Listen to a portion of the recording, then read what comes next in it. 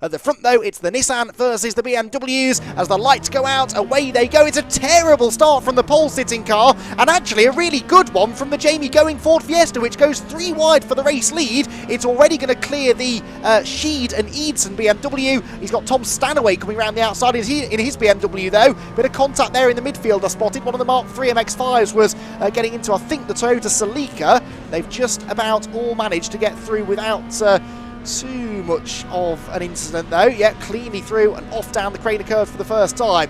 Everyone trying to settle in. Dominic Bush there on the grass as he goes up the inside of the Sheed and Eidson BMW. So that front row starting BMW really struggling. Jay Shepherd gets a hip and shoulder. He's on the grass in his Part 1 MX-5. Wherever you look, there are people having close calls, but it's really exciting stuff as everyone tries to just find their space in the pack, find where they should be running on natural pace, and then start picking their way forward from there. But 45-minute race, it sounds like quite a lot when you consider that most of the races this weekend have been 12 or 15 minutes, but it will fly by, and any ground you lose now on the first lap is very likely to have been lost again by the time you get to the end. So out through Coppice we go, down the back straight. There is Brian Chandler in that Mark IV MX-5, still ahead of the Scott Ferguson car, and then behind the Honda Civic there, that's the Crook and Livesley car diving up the inside of the Toyota Celica of Ashley Parsons that started 6th but has dropped back a little bit from the start. There is the May and Skeets Nissan, so they got an absolutely awful start but have somehow come through all of that, still with the race lead from the Going Fiesta in 2nd. Tom Stanaway is 3rd, the Sheed and Eidson BMW settles into 4th now, back ahead of Dominic Bush. Then it's Brian Chandler and Ashley Parsons, and then everybody else coming through. George Grant there, back out in his Mark III MX-5. He's got one of the other Civics there to play with. I think that was the 14 of James Butcher looking round the outside. He's got the Seat in front of him as well of Andy Thompson. The leaders come through then at the end of the first lap of the race. The pit stops won't come until the middle portion of the race, so for now everyone's staying out, trying to settle into a rhythm and make their way around onto the second lap of the race. Further back, let's try and check in with how the BRSCC staff member battle is going on. Well, Greg Graham has lost 2 positions on the first lap. One of them, though, was to the very, very rapid Nick Rutter in his number 99 Mazda MX-5 Mark III, which is running in the same class. They're running in Class D, Greg Graham and Paul McCurlian, whereas Luke Souch in his Mark I MX-5 runs in Class E.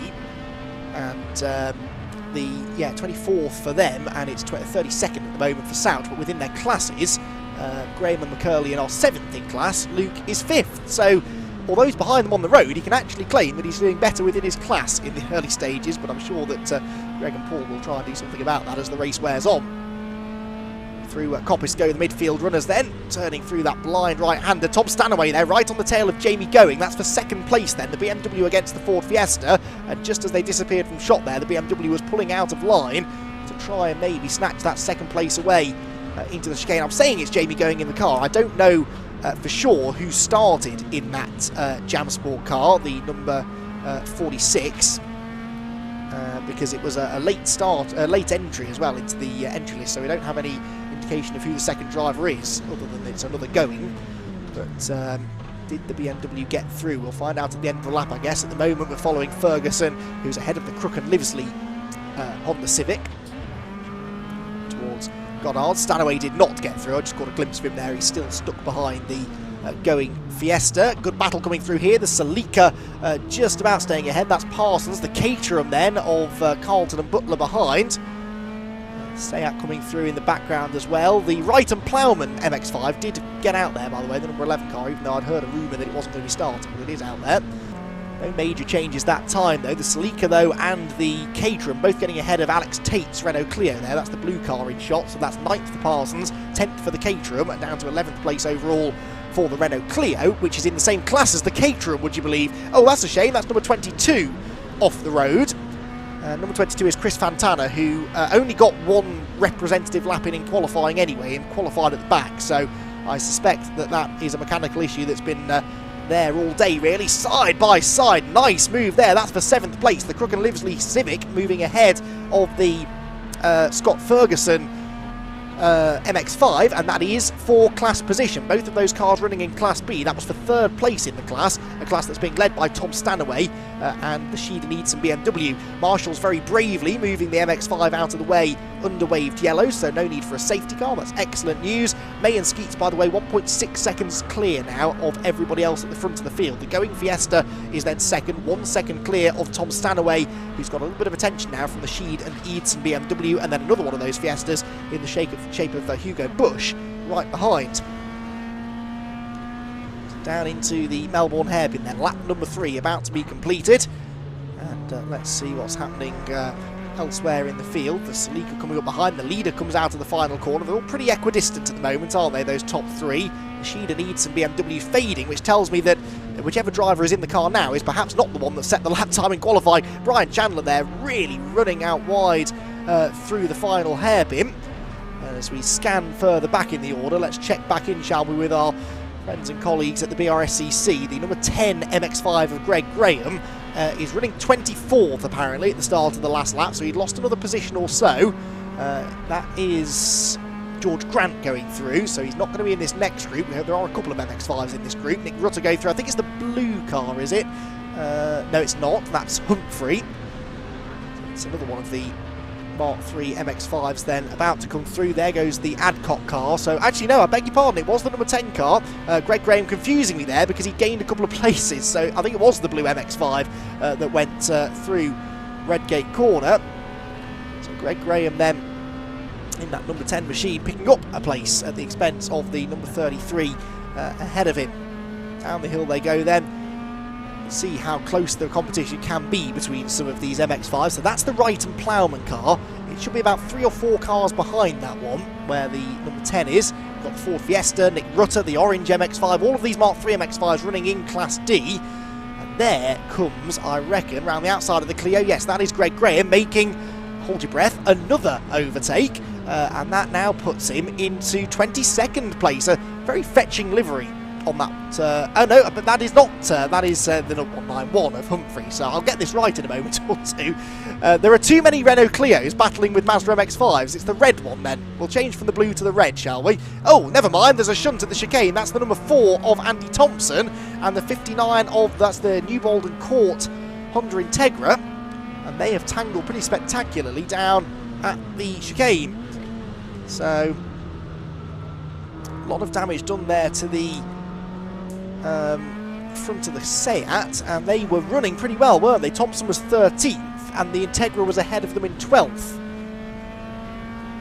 So that was that's going to be, unfortunately, a safety car, I would imagine. Yellow flags for now, but I would think there will need to be a safety car period here to get that. Yeah, safety car is coming out, so safety car coming out, that will lose the May and Skeets car its 2.5 second cushion at the front of the field that it built up over the Going Fiesta in second. Tom Stanway in third. Now the safety car's not out yet though, it's going to wait another lap I think to head out on track, but the boards were out. Interestingly, the timing screen isn't showing it just yet. So the safety car, now it's shown on the timing screen. There, better late than never, is the number 10 of Greg Graham. So he is in 22nd place at the moment. And he's had a nice little tussle now actually with the Peugeot just behind him, which is the number 33 of Kilroy, who started, according to the qualifying results, in 21st. So Greg Graham now running ahead of some of the cars that did out-qualify them. Goes through the old hairpin. It's fantastic to see Greg and Paul out there on track. The BRSCC is pretty proud actually of the fact that most of the people that are sort of holding high-end positions within the club have either racing experience in the past or are still racing today, and both Paul and Greg have absolutely loved getting back out on circuit, and they both said they've been taken aback actually by how many people have sort of collared them to ask how they're getting on, or sort of show their surprise maybe that they're out there on track. But you know, they said at our heart we are racers. The club is a club for racers, run by racers. Yeah, really exciting to see how they get on here, and whether or not they're going to get back out for another Club Sport Trophy race maybe later on this season. Paul McCurlian, who'll be in that car later, he's been out already this year racing in the Fun Cup Endurance Championship at Alton Park. He did the Mark 1 Clubman Championship this weekend, alongside, it must be stressed, alongside his BRSCC duties. He's not taken a weekend off, he is still very much here working, but if you can get in a bit of racing as well, then why on earth not? So the safety car then coming out as we are just over 10 minutes in, so let's run down the order for you. It's the May and Skeets Nissan 370Z that leads, the going Ford Fiesta in second, Stanaway is third in his BMW, the BMW Compact then, the red number 13 one, the Sheed and Eidson example, is fourth. Hairpin, are they coming in? Yeah, there we go. Oh, not everyone, interestingly, the leaders have stayed out, but the Sheed and Eidson BMW is in. Brian Chandler is in, the Civic is in, everybody else is coming in. The Golf stays out, that's interesting. That's David Cox choosing not to pit, one of the MX-5s as well. And in comes Greg Graham, so Greg Graham in the red MX-5 about to hand over to Paul McCurlian. Jay Shepherd and the Adcock and Waters BMW are pitting as well, the yellow BMW. Right then, the lights, by the way, I'm being told are out on the safety car, so we're going to get a restart these time. Those that stayed out might maybe have played this well. Last handshake there between Greg and Paul, who now sits and waits. They've moved out of the way of the Scott Ferguson MX-5, that's good to see. Paul Sheard himself there, helping them out with the pit stop timer. And Paul McCurlian, wait, not yet. Now he's sent out, and he's actually lost a bit of ground there. Look, because, oh dear, Jay Shepherd in the Mark 1 MX-5 is ahead of him, Greg Graham.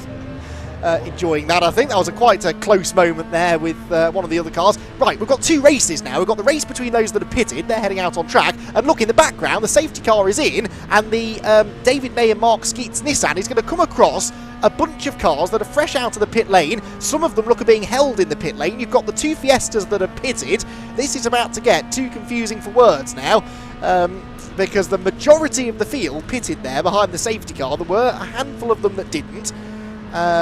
And of that handful, a couple of them are pitted now, and the rest of them have stayed out for a few more laps. So I guess if you've not pitted yet, you may as well stay out until the end of the window. The trouble is that you're in traffic, so the leading Nissan, which is just behind this group, about to come into shot there, around the outside of the red Peugeot, is really getting delayed. So this might not be the best strategy here for the car that's leading the way.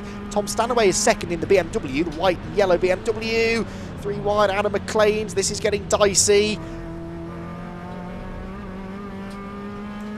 And through Coppice Corner, you can see just how difficult this is getting in the lapped traffic, essentially, but they're only lapped because they've made a pit stop and the leaders haven't. So down the back straight then into the chicane at the S's. There goes the May and Skeets car, which they've been racing in pretty much all of the Club Sport Trophy races this year. There goes the group that have pitted, and what order they've got themselves into, I don't know. And then there were these cars that were also then held in the pit lane whilst everybody else went through, and according to the timing screen, they're all still being held there almost a lap later, so they're really going to lose out if that is the case. That is the 291 car in, that's Luke Souch, who is waiting patiently to head back out onto the circuit. Luke Souch, the competitions coordinator for the BRSCC, and he is serving this pit stop. He must have come in just as the safety car came in, although I thought I'd seen him going in the lap before. I may have been wrong on that. 115 goes back out, that's the Mark 3 MX-5. Luke looking bewildered as to what's going on. Universal racing drivers' sign language for I don't know what's happening is the sort of shrug of the shoulders and raising their arms. Greg Graham there having a chat now that his stint is done. And in behind, look, is the race leader. The Nissan is in.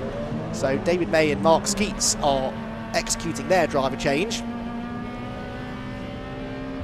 And trying to see in the distance who it is that's just got out, whether it was May or Skeets that was in the car for the first part of the race. They vanished, though I can't see the driver that's just jumped out of that car. Both of them are pretty rapid, so in a way it matters little. They should both be competitive once they get back out on track. That will all come down to the strategy. Was that the right strategy call, staying out an extra couple of laps to then bail for the pit lane anyway? The only car that hasn't stopped then now is Tom Stanaway in the BMW, who takes over the race lead. So we're going to wait for this to all shake out, I think, to really figure out what the order's going to be. I don't think it's going to be anything like what it was before the safety car, put it that way. There goes Alex Tate in the number 63 Renault Clio Cup car. Races this in a number of different series. Good to have him back out in the Club Sport Trophy here at Donington Park. 63 car rounds Goddard's, having 22.5 minutes or so away from the end of the race. So pit stop window still will stay open for a good few minutes yet, although everyone pretty much now has made their move into the pit lane. There goes the Jay Shepherd 77 car, the black and yellow MX-5. And as he comes down towards us, is he still leading in Class E? No, because I think some of the others maybe got a better deal in the pit stops. Now there goes the Nissan back in the race. Now where are the likes of, for example, the Sheed and Eidson BMW Compact, because they weren't far behind before the pit stop cycle. Can't see them there, so either they're way ahead or they're way behind the Nissan.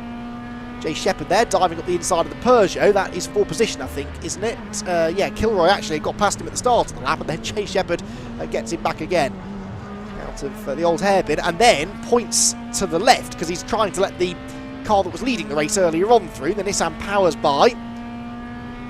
Now, I think I just saw a Ford Fiesta in the background, which might be the going car. Wait, yes, there it is, ahead of Dominic Bush. So I think these two are the closest cars behind the Nissan. They're also about to put a lap here on Paul McCurlian in the red Mazda.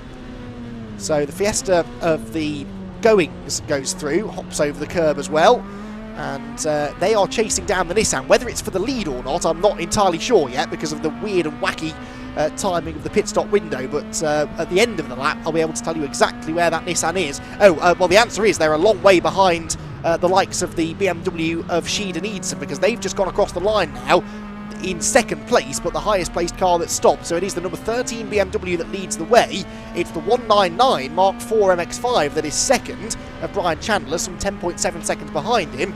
And into third, I think, is going to come the number 83, Ashley Parsons Toyota Celica. So those that pitted behind the safety car came out of this better, didn't they? This was one of those cars that pitted behind the safety car, Paul McCurlian. Oh, the Honda Integra's back out as well, which caused that safety car earlier on. George Grant here, slicing and dicing in front of the Nissan. So the Nissan is actually going to be in... where? Oh, they've dropped way down the order. They are in 16th place. The Nissan is in 16th place. So it's all changed. It has all completely changed. Tom Stanway hasn't actually pitted yet, but when he does, the number 13 BMW will take over the race lead. That's the red BMW Compact, and will lead Class B as well, because they're both in the same class. Brian Chandler will take over the lead of Class C. Class A will be led by Alex Tate's Renault Clio, the blue number 63 car. Class E will be led by Phil Adcock and Andy Waters, and their nearest rival will actually be Chris McGinley in the number 44 BMW Compact, so it's going to be a compact 1-2. And the Invitational class will be led by the Goings, but the Goings are down in 22nd place, so yeah, that's how your pit stop timing can change everything. And by pitting behind the safety car, it has allowed some teams to really jump right up the order. That yellow compact there, the Adcock and Waters car, is running 11th place overall. It was well outside the top 20 earlier on. So there goes, I don't know whether it's Phil or Andy in the car now, maybe Phil for this second stint. I say that only because that was an exemplary racing line through the chicane, so it can only be Phil in the car for this stint. There goes the May and Skeet's Nissan. Right, race leader is in the pit lane. Tom Stanway's BMW, the last car to pit, has just made its way in. So we're looking then for the red BMW, the Sheed and Eidson car, to come through and inherit the race lead. Caterham off the road there, through the final corner, rejoins. That's the 270R bouncing its way back onto the road, the Carlton and Butler car. Rejoins not far ahead of Jay Shepherd and Paul McCurlian there.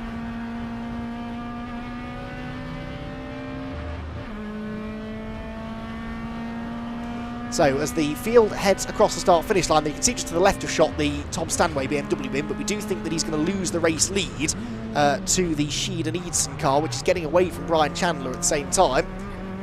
But where they are on track at the moment is a bit of a mystery. We're waiting for them to come across the start-finish line. There goes the Stanway BMW. And no driver change to be done there, of course. They're just checking everything over, and they'll send him back on his way when the time has elapsed. There in the background goes the red BMW, so that's for the lead. The red BMW heading down the pit straight. There is the car that now moves in to the race lead. So that is the Sheed and Eidson BMW Compact. It will be your race leader. So he puts a lap on Luke Souch there and negotiates the Mazda, one of the Mazdas, through the first corner. Now they are 14.6 seconds ahead of Brian Chandler, who is second. Parsons has gone through third. Stanway's back underway down the pit lane. There goes Sheed down into the old hairpin then. And making his way up through Starkey's corner. Through Schwantz then, negotiating more of this traffic. This is a big old lead now for the Sheed and Eidson car, which qualified on the front row, fell back at the start. Bided its time though, played the strategy perfectly. And now this highly modified Class B BMW Compact is leading the race. There's been a car off at Coppice. Who's that? There are marshals wandering over. Green flags on the exit, but to the left of that shot there was a car in the gravel, I think. So, not sure who's gone missing, but we'll see who doesn't come through, I guess, at the end of this lap to figure that one out. We've lost only the 2 cars officially from this race. That was the Thompson... Oh, it's the Mark 1 MR2 of David Thomas again, who had that extra pit stop. And now, unfortunately, they're out of the race anyway. Mark 1 Marshall, they're trying to push him out of the gravel, but that ain't going to be an easy job.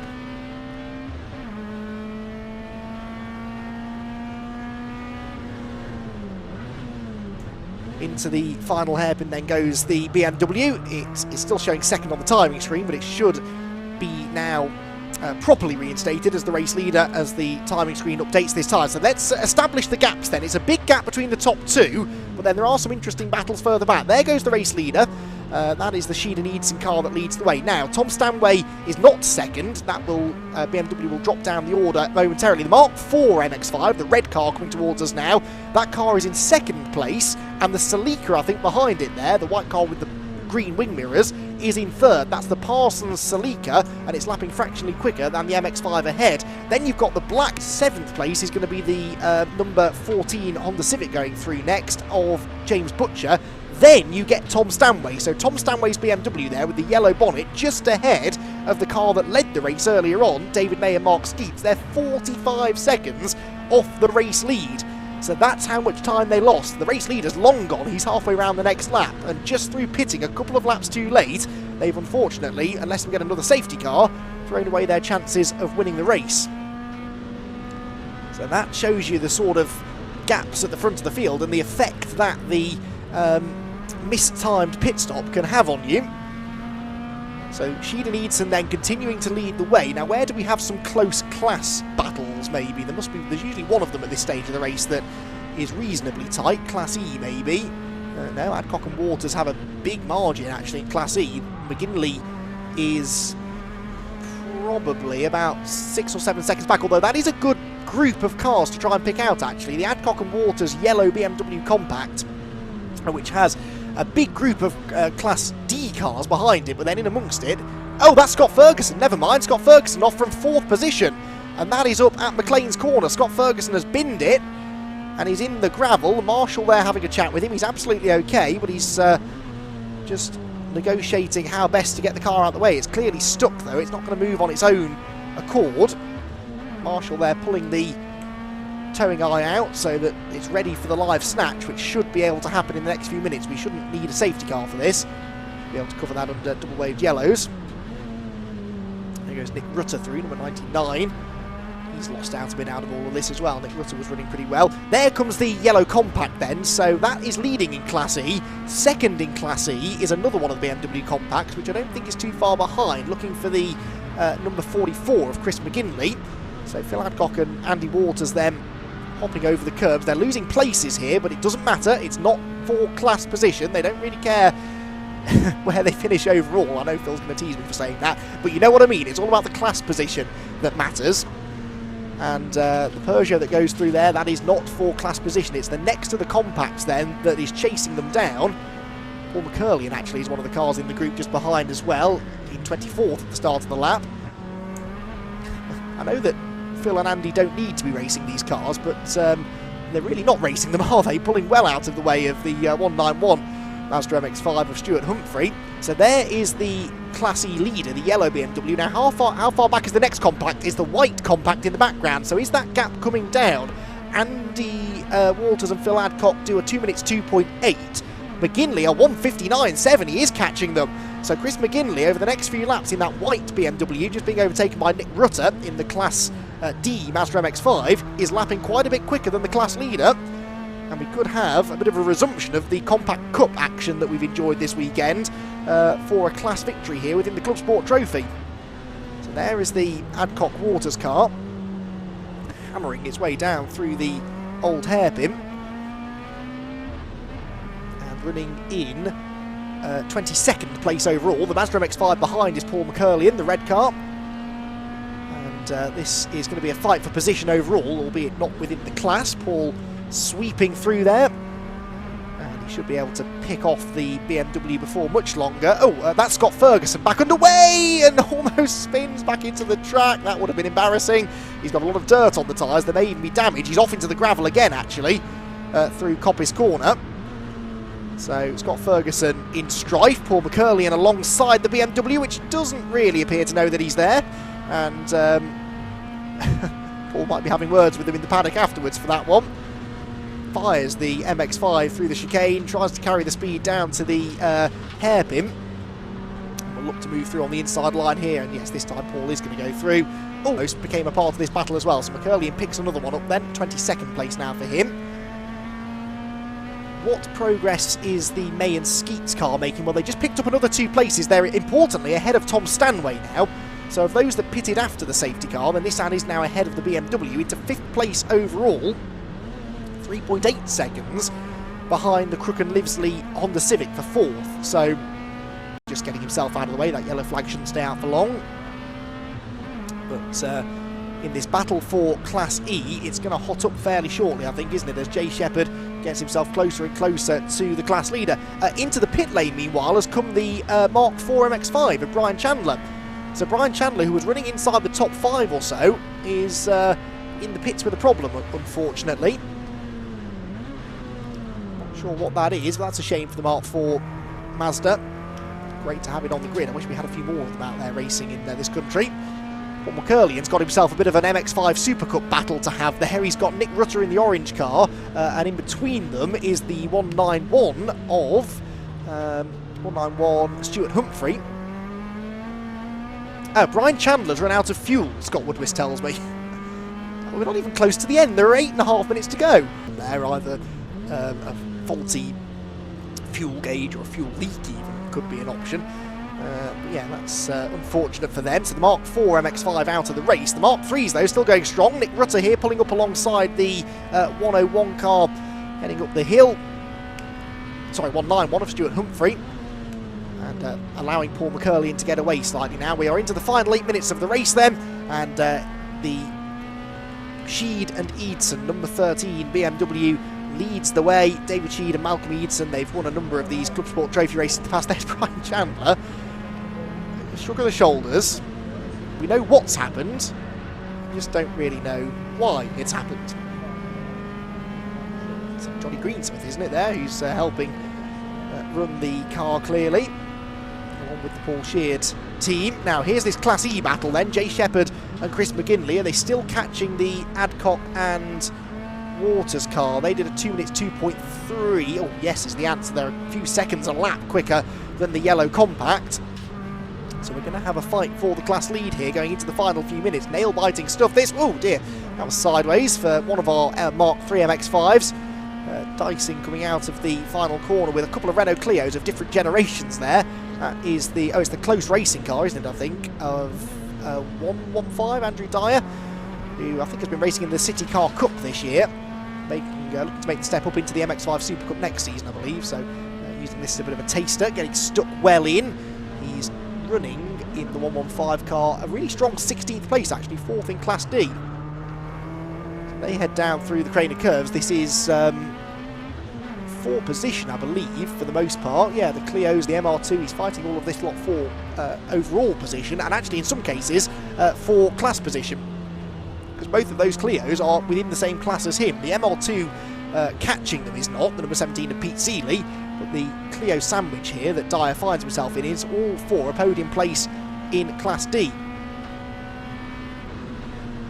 Through the right-hander at Coppice, lots of curb. The Mazda are handling it a bit better than the Renault Clio, I noticed, which bobbles wide, and that opens the door nicely. So Andy Dyer goes through, and that should now put him third in Class D and onto the podium, but he's going to have company now because the 57 of Joel Argeles is trying to also follow him past. Uses a lot of the curb there, does Dyer, and actually now he does get away from them pretty handsomely. Nick Rutter, by the way, got himself ahead of Paul McCurlian on the last lap. In fact, he got past McCurlian and Humphrey and somebody else as well. Someone that's bailed for the pit. Oh, of course, it would have been Chandler that bailed for the pit lane. Class E battle is probably going to be pretty close by the end of this lap, actually. If Jay Shepherd keeps on catching the Adcock and Walters BMW as quickly as he has been, Shepherd and McGinley might well be on the tail of the yellow car by the end of this lap. Out of the hairpin, in the background you can see the May and Skeets Nissan still dicing with Tom Stanway heading down the back straight. David Sheed and Malcolm Eadson come across the start-finish line though, onto their 19th lap of the race, 20th lap of the race, excuse me. Toyota MR2.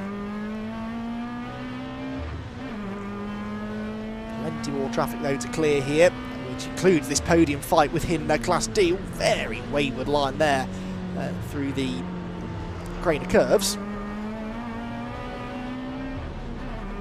Battle for Class E is not quite alive yet. Actually, Jay Shepherd still 1.9 seconds behind Adcock and Waters, despite setting a personal best lap that time. The Clios are at play, and Sheed and Eadson's BMW needs to try and find a BMW compact-sized gap through here, and it does. Gets past one of them.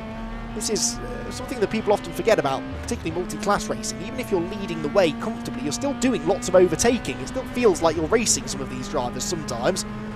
And when they're in their own battle, it can be difficult to get past them cleanly. And really, you've got to have your wits about you. Even if you've got a big lead, you've seen many a race unravel because of traffic not complying, or someone going for an over-ambitious move in the traffic towards the end of the race. And yeah, the BMW, it may be leading the race by 36 seconds now over Parsons, Salika in second, but it's not going to be all over for another 3.5 minutes or so. 2 more laps to go then.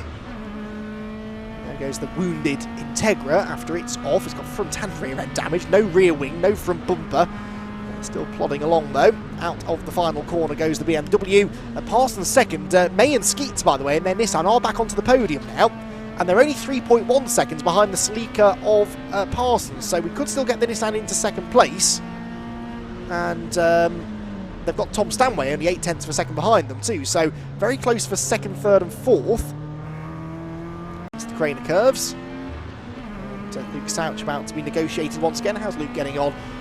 He is in 31st place, so 10 places behind the Mark III MX-5 shared by his colleagues, but again running in different classes. Luke is running 7th in Class E. Greg Graham and Paul McCurlian 7th in Class D as well, so it looks like it's going to be honours even actually for the BRICC guys, as they look set to finish in a similar position within each of their respective classes. So leader comes down the exhibition straight, 2 minutes and 10 seconds left on the clock. So the next lap will be the last lap.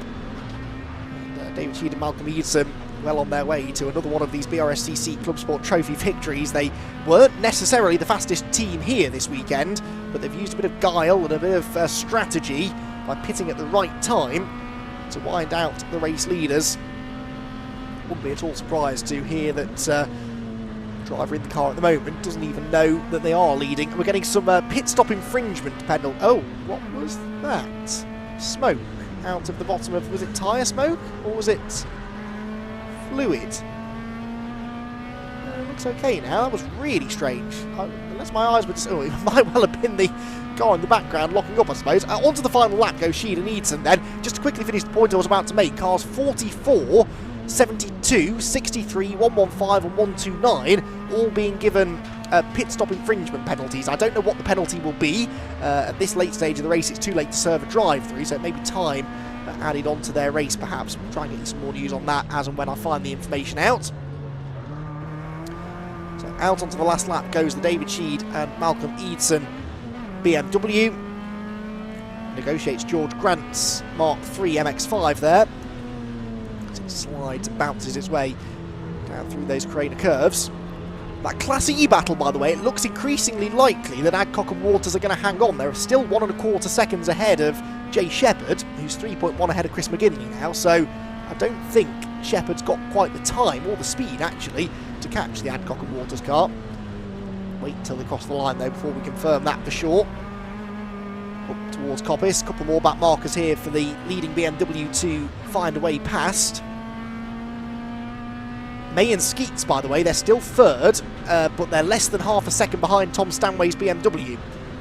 They're about 40 seconds behind the race leaders, but that would be for second place. So we'll see if we can pick them out after the leader has crossed the line, maybe. We'll try and scan back for the second place battle, because that arguably should have been for the race win had Stanway and the May and Skeets Nissan, excuse me, pitted at the right time. One more back marker there to be passed, in fact probably two. They've got the Ford KA just up the road. And towards the final corner then goes David May and Malcolm Eadson's BMW Compact. Another win in the Club Sport Trophy about to be theirs. They come out of the final corner and head for the start-finish line. Checkered flag is waved in the final race of the weekend here at Donington Park. David Sheed and Malcolm Eadson are your final race winners. They will win by nearly 40 seconds. Now, the question is, who will come home in second position? The last corner, Tom Stanway just about staying ahead of the Nissan for second place overall. They're running in different classes, these two. So, as they prepare to come into the final turn, we'll find out in a moment whether they are going to come across the line in that line. Yes, Stanway has held on. Stanway just holds on by a tenth and a half. In the end, the Celica coming through next is fourth place. That's Ashley Parsons in P4. And there, the Class E leaders are absolutely together out of the last corner. But I think just about in the most exciting finish of his career, probably, Phil Adcock is going to win the class from Jay Shepherd in second place. It is Phil Adcock then and Andy Waters that will win in Class E. Brilliant way to round the race off that for one of the most popular duos in the BRSCC paddock. We'll have a quick chat in Class C, which is Nick Parsons in the Toyota Celica. Nick, Ashley Parsons, forgive me, long day. But not a bad result, class win, happy with that? Yeah, really good.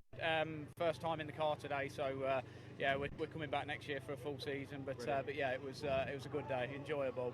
And you guys in the Celica always seem to turn up and do pretty well, so you seem to be well suited to the circuit. Yeah, the car it's not got the most power in the world, but the handling is absolutely spot on. So it drives lovely. It's really nice, really kind on its tyres as well. So it's lovely.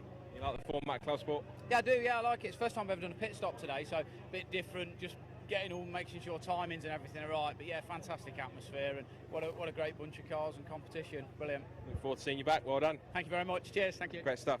Right.